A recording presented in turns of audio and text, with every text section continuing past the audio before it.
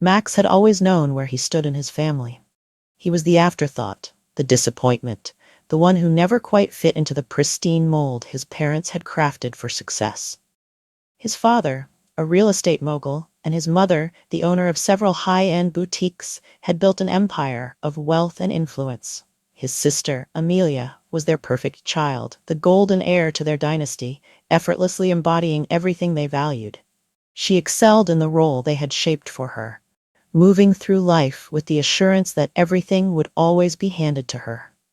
Meanwhile, Max had spent years trying to prove himself, only to be met with nothing but ridicule and dismissal. His parents never outright said he was a failure, but their actions spoke louder than words.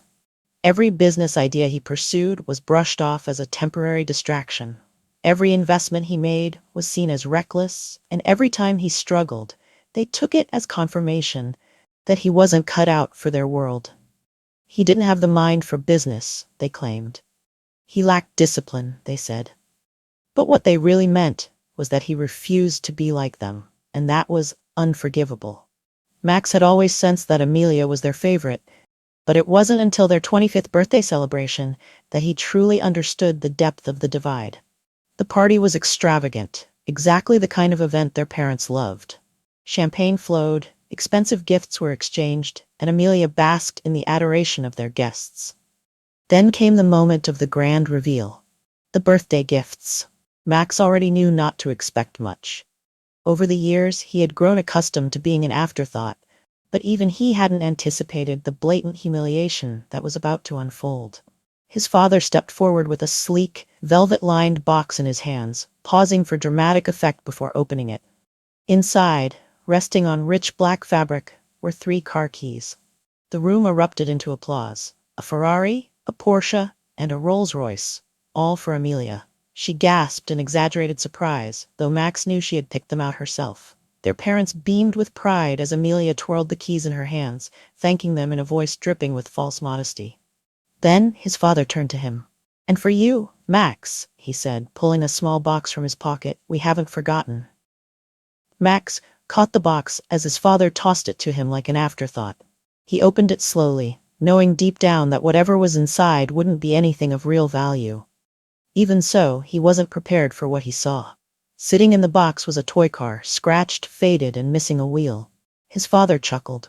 His mother giggled behind her champagne glass. Amelia smirked, twirling her luxury car keys.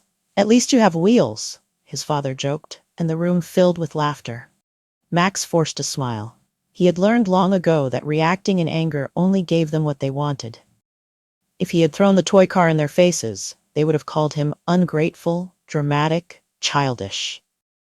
If he stormed out, they would have dismissed it as another one of his impulsive outbursts. Instead, he rolled the little car between his fingers and nodded. "Thanks," he said simply, slipping it into his pocket. Let them think they had won. Let them believe he was beaten.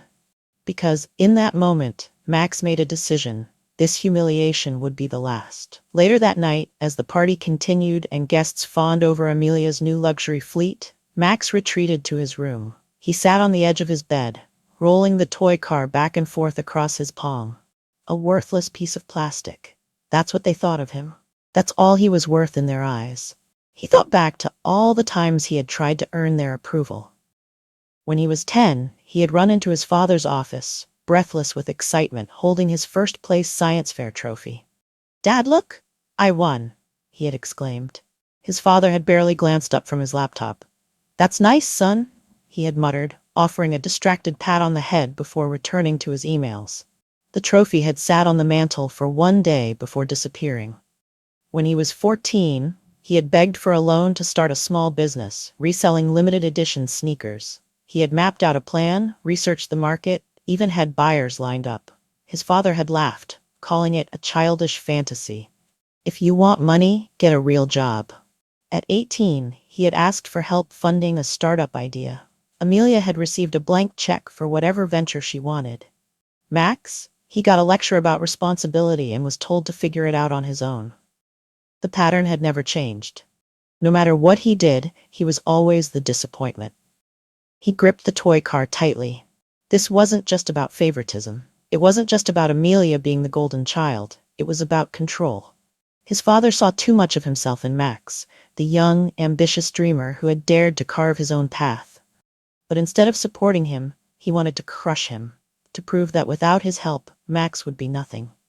But Max wasn't going to let them define him anymore. He reached for his phone and opened his investment portfolio. 6 months ago, he had taken what little money he had left and put it all into a startup his father's friends had scoffed at. "You have no idea how real business works," his father had sneered when Max mentioned it. "You throw money around like a child buying candy." But Max had done his research. He had believed in the company, and now, as he refreshed the numbers, his heart pounded. The startup had just closed a major deal, its valuation skyrocketing overnight. Max stared at the numbers on his screen. His modest investment had just turned into millions. A slow smile spread across his face. They thought they had won. They thought they had crushed him. But they had no idea what was coming next. Max pocketed his phone and looked at the toy car one last time before placing it on his desk. They had given him a worthless plastic joke. But what they didn't realize was that this joke had just led him to something far greater than they could ever imagine. The next morning, as Amelia paraded around with her new cars, Max sat in the kitchen, sipping his coffee, waiting. He wasn't going to announce anything. He wasn't going to rub it in their faces. Not yet. No, he would let them think everything was still the same. Let them continue underestimating him. Because soon, he would have something they never saw coming. And when the moment was right, he would show them just how wrong they had been about him. Let them laugh. He would be the one laughing in the end. The night of my 25th birthday should have been a moment of celebration, a milestone marking my growth and achievements. Instead, it was a public display of favoritism, a reminder of my status as the overlooked child in my own family. My sister Amelia received 3 luxury cars, a Ferrari, a Porsche, and a Rolls-Royce, while I was handed a broken toy car as if it were some sort of joke. The laughter that filled the grand ballroom was deafening. But I sat there, forcing a smile, knowing that my time would come. I had always been different from Amelia. She was the golden child, the perfect heir to my parents' empire. She followed their rules, walked the path they laid out for her, and in return, they rewarded her with wealth and admiration. I, on the other hand, had always been the problem, the disappointment who refused to conform. My father built a real estate empire from the ground up, and my mother ran high-end boutiques. They had clear expectations of what success looked like, and I didn't fit that mold. I didn't want to inherit their wealth. I wanted to create something of my own. I invested in startups, experimented with new ideas, took risks. Some of those risks failed, but I learned from each failure. That, however, was never enough for them. After the birthday humiliation, I made a decision. I would no longer play their game. I wouldn't seek their approval or fight for a place in their world. Instead, I would create my own. The toy car they tossed at me wasn't just an insult, it was a challenge, and I never turned down a challenge. The next morning, Amelia found me in the kitchen, her smugness still lingering from the night before. She sat across from me, twirling one of her car keys between her fingers.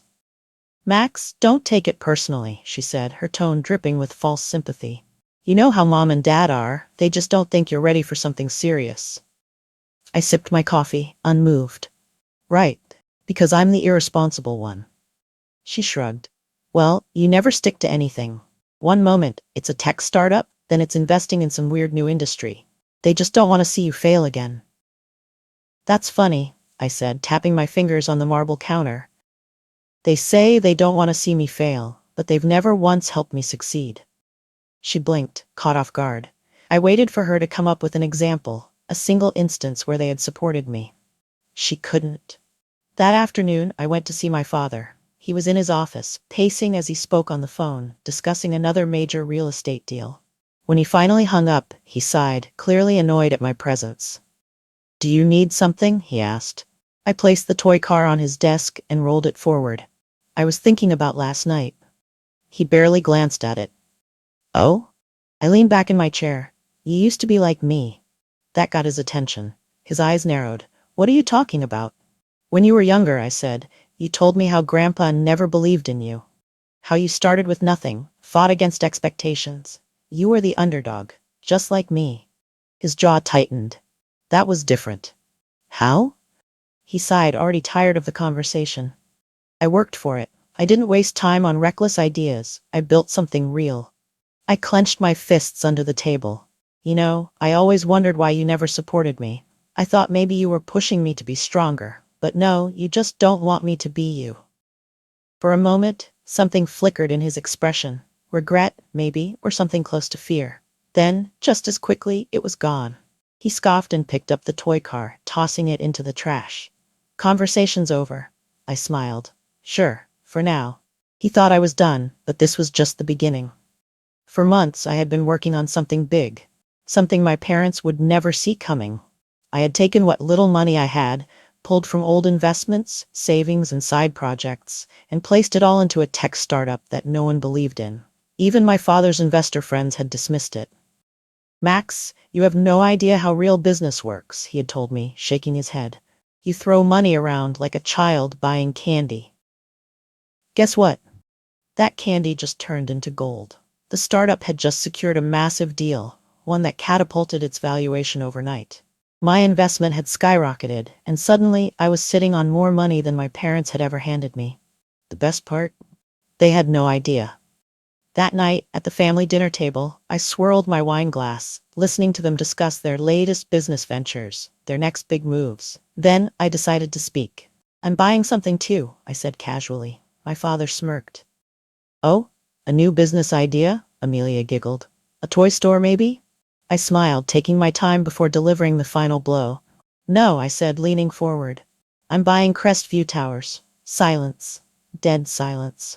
Crestview Towers was the luxury real estate project my father had been eyeing for months.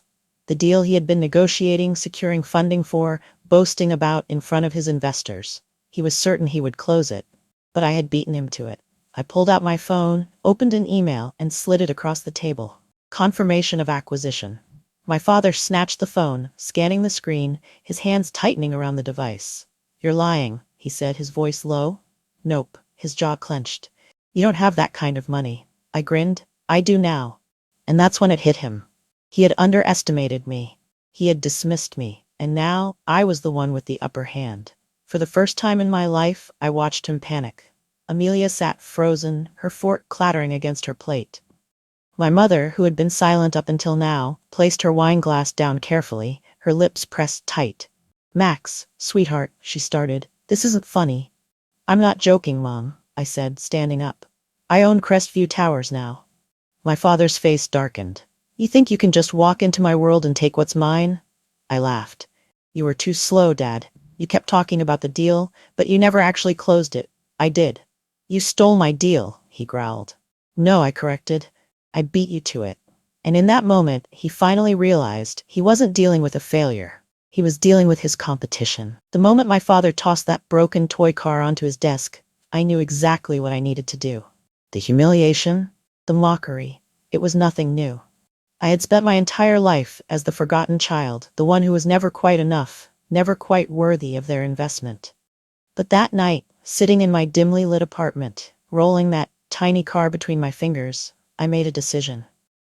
I wouldn't fight them on their terms. I wouldn't beg for validation. No, I was going to make them regret ever underestimating me. I started by assessing my situation. My finances were decent, but not extravagant. I had been working on a small business idea, an investment firm specializing in emerging markets, something my father had always scoffed at. Real estate is where the money is, Max, he had told me 100 times.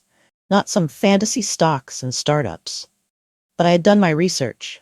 I knew the trends, and I had a gut feeling that the financial world was shifting in my favor.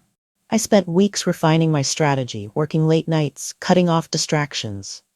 I didn't reach out to my family. I didn't tell them what I was planning.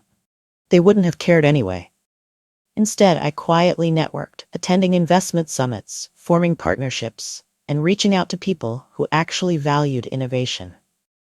Slowly, my firm started to gain traction. Investors were intrigued. Clients were interested. The numbers started adding up. Meanwhile, my sister Amelia continued living in her bubble of luxury. She spent her days posting about her latest shopping sprees, her high-profile charity events, her glamorous vacations. And my parents? They remained oblivious to my progress, too preoccupied with their empire to notice the ground shifting beneath them. Then came the breakthrough. A startup I had invested in, a tech company developing cutting-edge AI for financial trading, announced a major breakthrough. Their valuations skyrocketed overnight, and my small stake in the company turned into a fortune. Suddenly, I had the capital I needed to make my next move. The first thing I did was purchase the building my father had been eyeing for months, one of the most lucrative real estate acquisitions of the year. I outbid him without hesitation, securing the deal before he even had a chance to counter. When the news broke, I could almost hear the rage in his voice from miles away. The second thing I did was launch a public campaign positioning my investment firm as a revolutionary force in finance. Articles started popping up about the young genius investor, the unexpected disruptor in the financial world. My name was being spoken in the same circles my father had dominated for decades. And he hated it. One evening, my phone rang. It was an unknown number. I smirked, knowing exactly who it was. Max, my father's voice was tense. We need to talk. I leaned back in my chair, staring out at the city skyline from my new penthouse. About what? You know what? His voice was measured, but I could sense the frustration beneath it. You've made some interesting moves lately. Have I asked, feigning innocence. A sigh. Let's cut the games. I know you bought the Crestview building. That was supposed to be ours. Supposed to be? I repeated, amused. Funny, I don't remember seeing your name on the contract. This isn't a joke, Max. You need to understand that business isn't just about who has the most money at the moment. It's about alliances, long-term strategy. You don't have the infrastructure to handle something like this. I chuckled. That's where you're wrong. You see, I've been building something while you were busy ignoring me.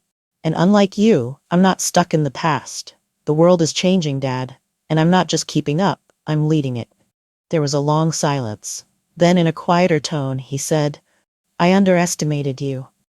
That was the closest thing to an admission of respect I would ever get from him. And yet, it didn't feel as satisfying as I thought it would. Because at the end of the day, this wasn't about proving him wrong anymore. It was about proving myself right. So, I said, standing up, what now? Are you calling to offer me a seat at your table? Because if that's the case, I'll have to decline. His voice hardened. You're making a mistake, Max. You think you've won, but you have no idea what it means to truly build an empire. I smirked. Then watch me. I hung up.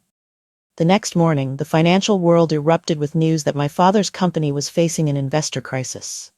My acquisitions had rattled the market, and suddenly people were questioning whether his real estate empire was as stable as it once seemed. Stocks wavered, confidence faltered, and for the first time, my father wasn't the one pulling the strings. As for Amelia, she tried to downplay everything, pretending it was just business as usual. But her carefully curated image started to crack. Rumors spread that she wasn't as competent as people believed, that without our father's support, she wouldn't have made it on her own. And me? I kept moving forward, because this wasn't just about revenge anymore. This was about building something real, something mine. And no one, not my father, not my sister, not anyone, was going to stop me. As the dust settled from my shocking acquisition of Crestview Towers, my father's empire was beginning to unravel at an alarming pace.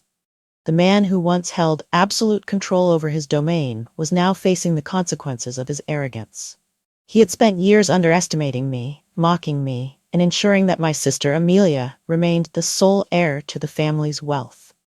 But now, for the first time in his life, he was powerless against the forces he had once wielded so effortlessly.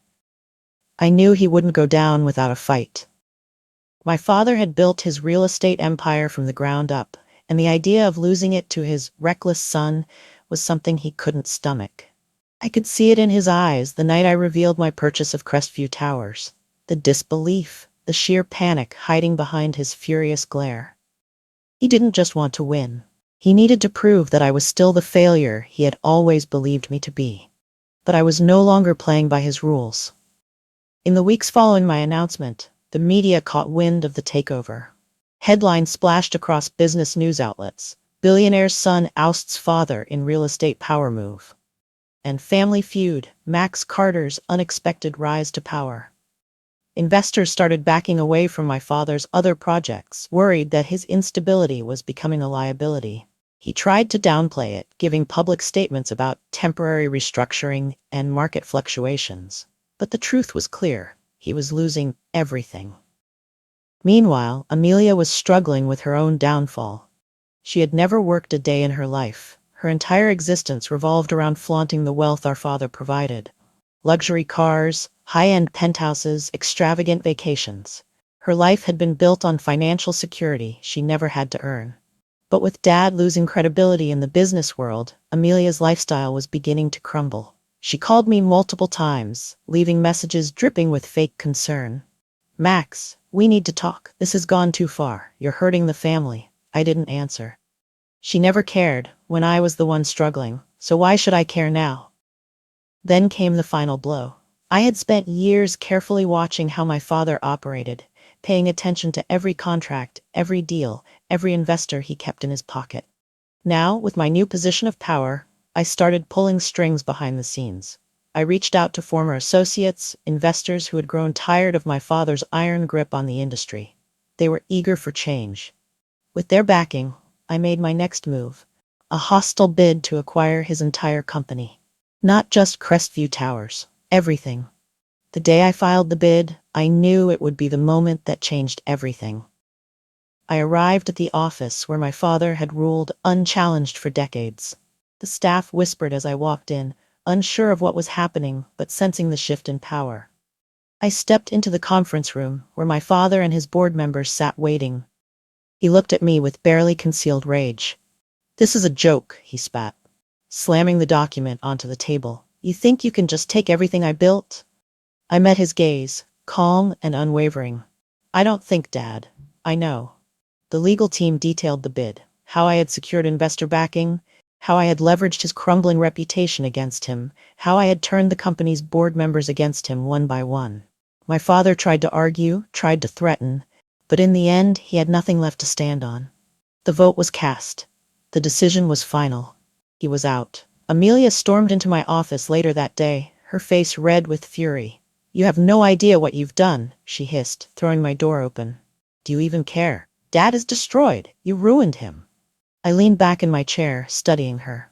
"You mean the same Dad who spent my entire life treating me like a failure? The same Dad who gave you everything while I got scraps?" "Yeah, Amelia, I think he'll survive." She clenched her fists, her anger barely contained. This was never about the company, was it? This was about revenge. About getting back at us. I smirked. "No, Amelia. This was about proving that I was never the failure he thought I was." She stared at me, realizing that she had lost too. For the first time, she wasn't the golden child. She was just another casualty of our father's downfall. That night, I received one final call from my mother. I hadn't spoken to her in weeks, not since everything had started falling apart. When I answered, her voice was softer than I expected. "Max, can we talk?" I sighed. "About what, Mom? How I destroyed the family? How I'm the villain?" She hesitated. "Your father is struggling. I know you two have your differences, but this is breaking him." I closed my eyes, exhaling slowly. "He broke himself, Mom. He never gave me a chance. He never believed in me. I did what I had to do." A long silence stretched between us. "He wants to see you," she finally said. "To talk, one last time." I almost said no, almost told her that he had made his choice years ago. But a part of me, a small stubborn part, was curious. The next morning, I drove to the house I had grown up in. It felt different now, smaller, less imposing. My father sat in his study, staring out the window. When he turned to face me, he looked older than I had ever seen him. "You really did it," he muttered. I nodded. "Yeah, I did." He studied me for a long time, then sighed. "I underestimated you." It wasn't an apology, not really, but it was the closest thing I would ever get from him. "So what happens now?" he asked. I looked around the room, at the empire he had built, at the life he had spent decades crafting. "Now I build," I said simply. He gave a dry chuckle, shaking his head. "You remind me of myself, you know." I smirked. "I know. That's what scares you the most." As I left, I realized something. I had spent years chasing their approval, wanting them to see me as worthy. But I didn't need that anymore. I had built something greater than they ever thought possible. And now, finally, I was free. The next day, I signed the final documents transferring ownership of my father's company to me. The legacy he had spent his life controlling was now mine. But it wasn't about revenge anymore. It was about proving to myself that I never needed them to begin with. Success wasn't about proving people wrong. It was about proving myself right. And I had done just that. In the aftermath of everything, people often assumed I had done all of this just to get back at my parents and sister. They thought it was about revenge, about proving them wrong, about making them pay for years of disregard. But the truth was, this was never about them. It was about me. For so long, I let them define me. The failure. The black sheep. The one who would never be good enough. My entire life had been spent trying to prove them wrong. But in the end, their opinions didn't matter. What mattered was proving myself right. I stood in my new office, a space that once belonged to my father. The walls were still the same polished mahogany, the view of the city skyline still stretching endlessly beyond the glass windows. But everything else had changed. The man who had once ruled this empire was gone, replaced by someone who had built himself up from the ground. I leaned back in my chair, taking in the quiet satisfaction of knowing that this moment, this success, was mine. Amelia had called me a few days ago. At first, I almost didn't answer, but curiosity won over and I picked up. "Max," she said, her voice small, lacking the arrogance it had always carried. "I didn't know things would get this bad." I let out a soft chuckle. "That's funny," I said, swirling the whiskey in my glass. "Because I did." There was silence on the other end. Then, after a hesitant pause, she spoke again. "I don't have anywhere to go." I smirked, tapping my fingers against the desk. "Maybe you should have kept that toy car, Amelia. At least you'd still have wheels." She let out a choked breath. Whether in frustration or realization, I didn't know. I didn't wait to find out. I simply ended the call and leaned back, feeling lighter than I ever had. Mom had tried one last time, too. Unlike Amelia, she didn't call. She showed up at my office, dressed in something far more understated than the designer outfits she had once flaunted. Gone were the expensive jewelry, the perfectly styled hair. She looked smaller, like a person who had just realized too late that she had lost everything.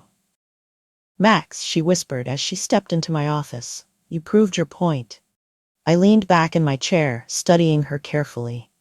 "Did I?" She pressed her lips together, shifting uncomfortably.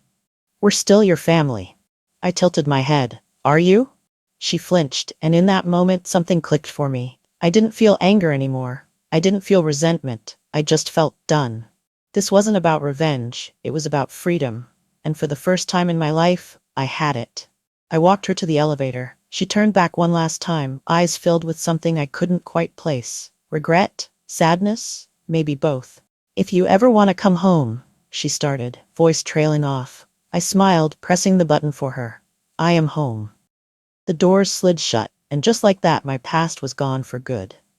The news had spread fast. My father, once an untouchable giant in the real estate world, had lost everything overnight. His empire was no longer his. He had spent his whole life building it, believing he was unstoppable.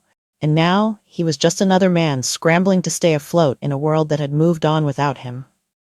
Amelia wasn't any better off. Her luxurious lifestyle, the sports cars, the penthouse, the status, vanished. She had spent years looking down on me, but now she was forced to see me for who I truly was. Someone who had risen above them all. I had always thought I wanted revenge, that I wanted them to feel the same pain I had felt for years. But as I sat in my office, watching the city stretch out before me, I realized it wasn't about that. It was about finally being free. It was about proving to myself that I was capable, that I didn't need their validation to succeed. For the first time in my life, I was my own person. No longer the overlooked son, no longer the disappointment. I had built something entirely on my own, and it was mine. A week after Mom's visit, I received a final call from Dad. I considered ignoring it, letting it ring out, letting it fade into nothing. But some part of me, maybe curiosity, made me answer. "Max." "Dad," a long pause, then a heavy sigh. "You did it." I leaned back in my chair, watching the city lights flicker beyond my window. "Yeah, I did." Another silence. Then, softer, almost like an admission, he spoke again. "I underestimated you," I smirked. "Yeah, you did." For a moment I thought he might apologize, that he might finally say the words I had been waiting to hear my entire life. But he didn't. Instead, he simply asked, "So what happens now?" I thought about it for a second. Then, with a small smile, I said, "Now I build." The call ended, and just like that, the last tie to my past was cut. People think success is about proving people wrong. But the truth is, it's about proving yourself right. It's about walking away from those who never valued you. It's about building your own life on your own terms. I had spent my entire life trying to gain my family's approval, but in the end, I didn't need it. I didn't need them. I had everything I needed within myself. And that was the most powerful realization of all. For the first time in my life, I was truly free. And I wasn't looking back.